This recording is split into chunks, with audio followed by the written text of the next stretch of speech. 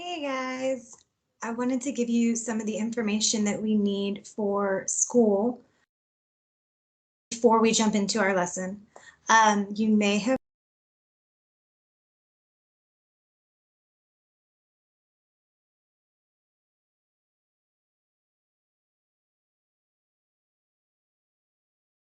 Hey guys, I wanted to give you some of the information that we need for school before we jump into our lesson. You may have heard already, but we will not be going back to school until May 1st at the earliest. So it is really important that you're logging into the computer classes, you're messaging your teachers if you need help or you have problems with the computers. And if you have language problems, you can get a hold of me through Teams, or you can get a hold of Miss Martinez or Miss Olivo or Miss Boren, because all of them are being really great about helping people. Okay, what we're going to do right now, we're going to jump right into the lesson for this week. And when we're finished, you guys can get a hold of me if you need any more assistance. This is the same lesson we did in the meetings in class. But I want to make sure that those of you who weren't able to be in class or those of you who need extra help can go to the video and work on everything that way. So give me 1 second to pull up the slides and then we'll move on.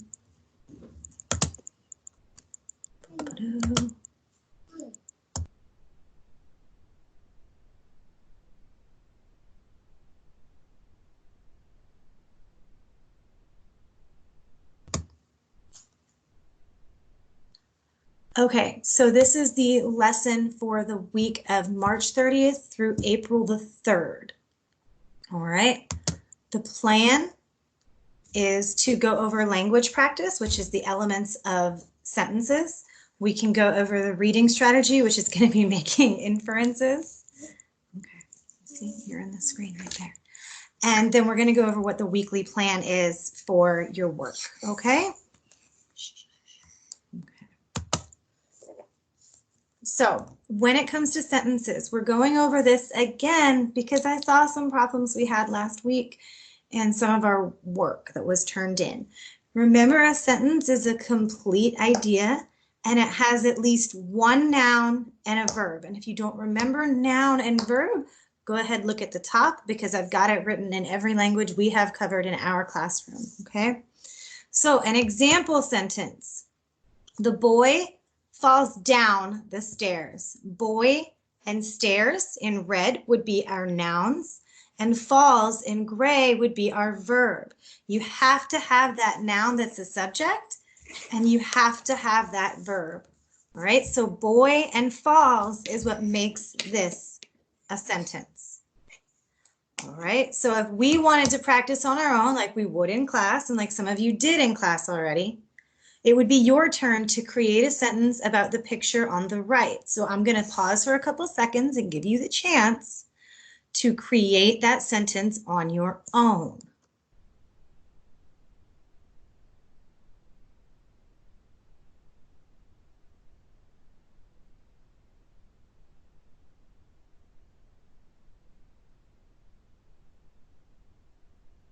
All right, so ideally, or a good example of a sentence for this particular picture would be the girl or the woman sits on the chair.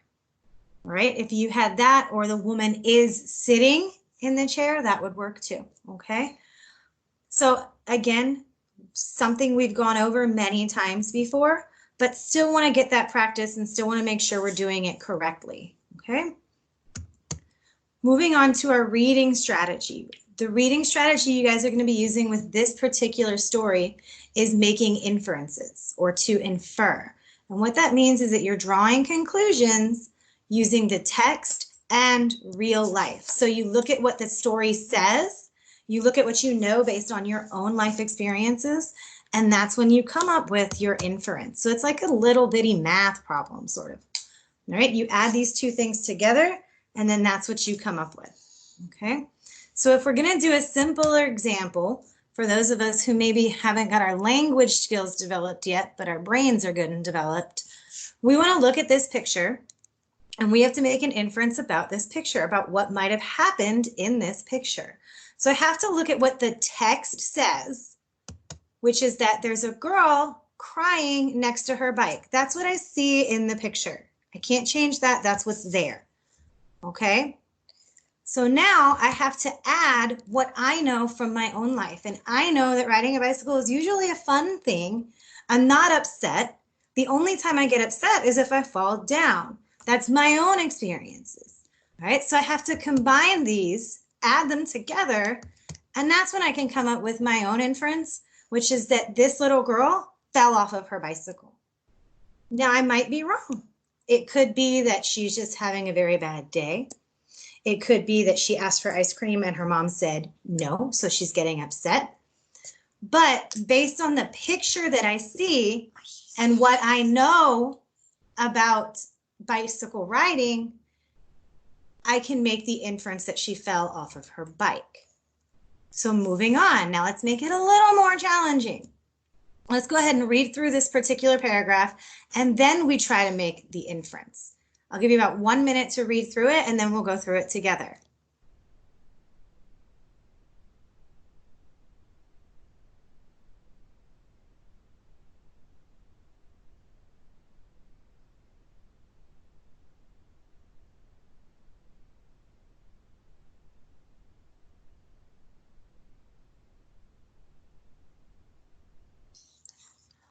Okay, so let's go ahead and read through the paragraph and then we'll move on.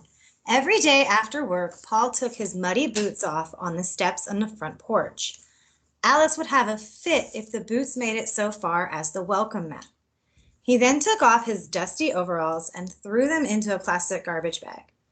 Alice left a new garbage bag tied to the porch railing for him every morning. On his way in the house, he dropped the garbage bag off at the washing machine and went straight up the stairs to the shower as he was instructed. He would eat dinner with her after he was presentable, as Alice had often said. So the question the text is asking us is, what type of job does Paul do? And so at that point, again, I have to look at what the text says and then combine it with my own experiences. So what does the text say? Well, if I look at the text, I see that it tells me muddy boots. And in a third sentence, it talks about dusty overalls.